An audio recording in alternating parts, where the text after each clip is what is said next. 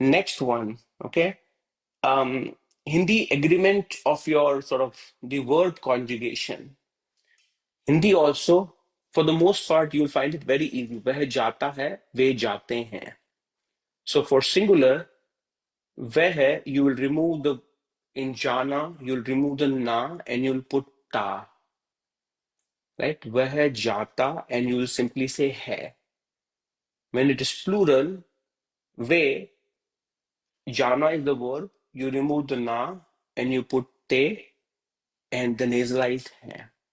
Okay. So in every sentence, the verb just follows the subject. That's a common perception that should happen, not just like, so everything based on the subject, you should, conjugate the verb accordingly. That's the generally as we go through the tenses, that's what people develop the understanding. However, as we hit the past, perfective tenses or past indefinite tense, this understanding gets challenged. Okay.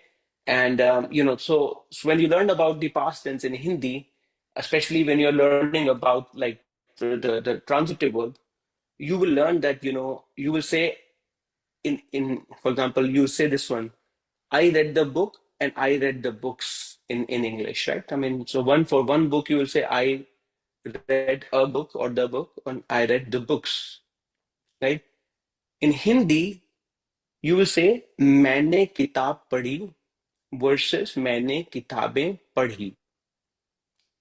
Okay? So regardless of the subject, okay? Regardless of the subject, you will notice that the ending, padhi and padhi, it's changed.